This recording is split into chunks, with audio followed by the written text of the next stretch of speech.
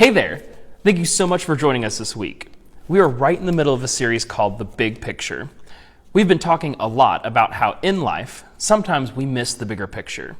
We see things only from our perspective, which means that we only see one part of the story, and that causes us to miss the rest of what might be happening. That's the bigger picture. Now, before we jump in today, let me start by asking you a really important question. How often do you do the right thing? Now, you don't need to comment your answer below, but just think about that for a second. How often do you do the right thing? And how often do you know the right thing to do and actually choose to do it? I think so many of us would admit that there is at least a few decisions we can look back on and say that we knew the right thing to do and still did the opposite. I know I have. I can remember several nights when I was in middle school where my mom would tell me to go to bed, but I really didn't want to.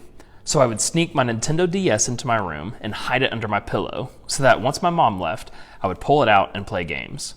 That worked for a while until my mom found me playing it one night, and then I got grounded. I knew I should have listened to my mom and just gone to sleep, but I chose not to do it. Can we all agree on one thing today? Doing the right thing isn't always easy. Sometimes choosing to do the right thing means not choosing the fun, exciting, or most popular thing, the thing we actually want to do. We can make the choosing the right thing in any situation a hard choice to make. Honestly, I think that's because we're doing the right thing usually costs us something. Think about it. You know the right thing is to be honest with your parents, coaches, or teachers. But if you are honest, you'll get in trouble for what you did. Doing the right thing will have a consequence or a punishment, and that will definitely cost you something. You know the right thing is to babysit your siblings when your parents ask you, but you honestly just don't feel like dealing with them. Doing the right thing will cost you some freedom. And you know the right thing isn't to say yes to the guy who's asked you out if you aren't allowed to have a boyfriend. Doing the right thing will cost you the relationship, and that feels a little too high of a cost. You know the right thing is to be honest about how you're feeling in a friendship, but if you do, you might end up in a fight or fall out with a friend. That conflict is a cost you don't want to pay. Now, the list can go on, and the reality is that we've all been in situations where we've had to choose if we're going to do the right thing. Sometimes doing the right thing feels really easy. It's an obvious choice. Other times, doing the right thing is really complicated. When we start to count the cost of doing the right thing, suddenly the choice isn't so clear. And sometimes it's difficult to do the right thing because we simply don't know what the right thing to do actually is. So here's the question. What can we do today, right now, to help us be prepared to do the right thing no matter what? Even when it's difficult or unclear, or it's going to cost us a lot. How can we make a decision today that will have a positive impact on the bigger picture of our lives? Well, let's take a closer look at the life of one of the most famous figures in the Bible, Joseph. As we look at Joseph's life, we have the privilege of seeing the bigger picture. We see the whole story, but at the time, Joseph only saw what was happening in front of him. He started out as a guy who was in conflict with his brothers, who wound up thrown in an empty well and sold into slavery. Not the happiest story ever, but God had big plans for Joseph. There was a bigger picture that Joseph couldn't see, a picture that was actually pretty incredible. So incredible, in fact, that we're still talking about him thousands of years later. And thankfully, we get a front row seat to all of it, because another famous historical figure named Moses decided to write down the stories of his ancestors and their lives. One of his written records is called Genesis, and it's the part of the Old Testament in the Bible. In that book, Moses wrote the story of Joseph's life in great detail. And one of the things he wrote about gives us an idea of how to do the right thing when the right thing is really hard to do. We're picking up in Joseph's story right after he was sold as a slave to a group of traders. Joseph was eventually brought to a pretty powerful Egyptian named Potiphar. Now, this guy was a big shot in the government and the captain of the Pharaoh's guard. After some time working for Potiphar, Joseph was put in charge of Potiphar's entire household and everything he owned. So even though Joseph was in a bad situation, things seemed to be turning around for him, right? Well, this is where the story starts to take a turn. Just look at what happens next. Now Joseph was well-built and handsome, and after a while, his master's wife took notice of Joseph and said, "Come to bed with me." Whoa, can we talk about just how bad this was? Joseph was a good-looking dude who was working hard for his boss, Potiphar, when suddenly Potiphar's wife took notice. And just like that, she invited him to do something that was meant for her and her husband, not for her and Joseph. Potiphar's wife was basically inviting Joseph to have an affair with her. And I think we all know that that is a pretty complicated invitation. Now, let's just put this in our present-day context for a second. This is like your best friend's boyfriend or girlfriend texting you, DMing you, or Snapchatting you and asking you to hang out on the side. Sure, they might be cute, but they're with your best friend, not you. So having them ask you to sneak around and hang out on the low isn't a great situation for you to be in, right? It's an invitation to do something you know isn't right. And the same was true with Joseph. There was a lot at stake for him here.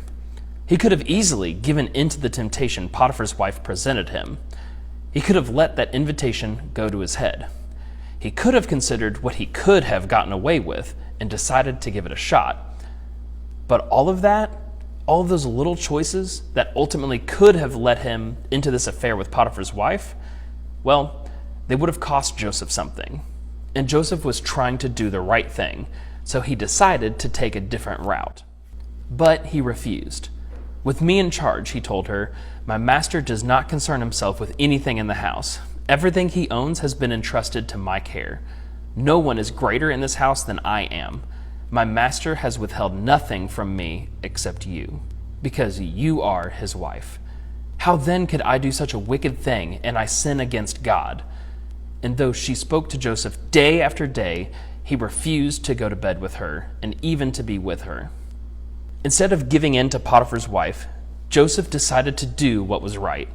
Not just one time, but over and over and over again. Every time Potiphar's wife came to Joseph with the same invitation, Joseph made the choice to do the right thing. Now, you'd think that because Joseph made the choice to do the right thing, everything worked out great. The right choice was so obvious and clear that you'd think that it wouldn't have cost Joseph much at all. You'd think it would have all worked out and been great in the end. But, believe it or not, doing the right thing eventually wound up costing Joseph his freedom. And that's a pretty big cost. You see, sometime later, Potiphar's wife came to Joseph again with her inappropriate invitation. Only this time, she actually grabbed him by his cloak. Joseph tried so hard to do the right thing that he took off running, leaving his cloak behind in her hands. Now, because Potiphar's wife obviously did some sketchy things, she told everyone that Joseph pursued her, and that she said when she screamed for help, Joseph ran and left his cloak behind. Of course, Potiphar wasn't happy when he heard this story, so he threw Joseph right into prison. This definitely isn't the happy ending you would expect for someone who chose to do the right thing.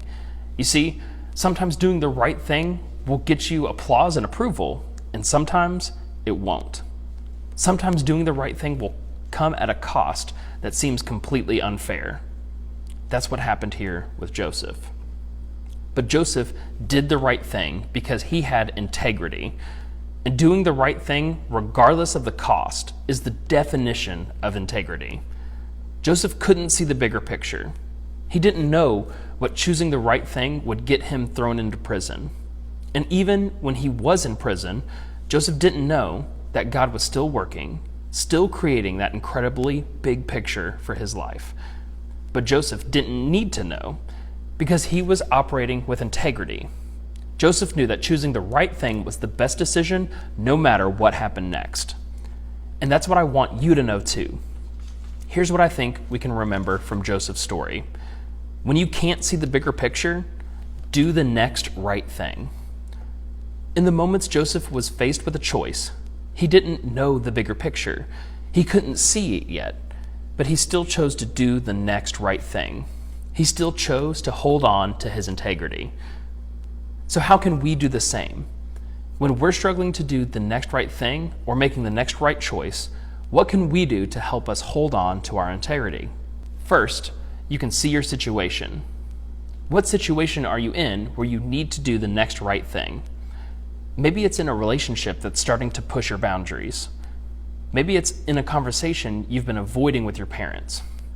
Maybe it's in a friendship that needs to change. Whatever it is, think about what situation you're in where you need to take a step in the right direction. See the situation where you need help in making the right choice. Then, identify the next right thing. Do you need to confess something to a parent? Do you need to ask a friend for help with something? Do you need to apologize to someone in your life? Do you need to not go to a party that you've been invited to? Do you need to stop looking at someone else's homework? Do you need to have a tough conversation with a boyfriend or girlfriend? In your situation, what is the next right thing? Now, here's the deal. It's easy to sit here and think about the next right thing to do. And it's even easier to totally forget about it when you leave. So here's one final thing that I want you to do. Tell somebody the next right thing that you're trying to do. Tell your small group leader, a trusted friend, or someone at home about the step you're trying to take. Invite them to ask you this week if you actually did it. Let them help you take a step towards the right thing that you need to do right now. Because taking these steps today is something that will shape our lives for the better tomorrow. Remember, you don't have to see the big picture in order to make the right choice. Instead, day by day, when you're faced with all sorts of decisions and choices, you can choose the next right one. When you can't see the bigger picture, do the next right thing. As we close out for today, think about your answer to this question. In what situation do I need to do the next right thing?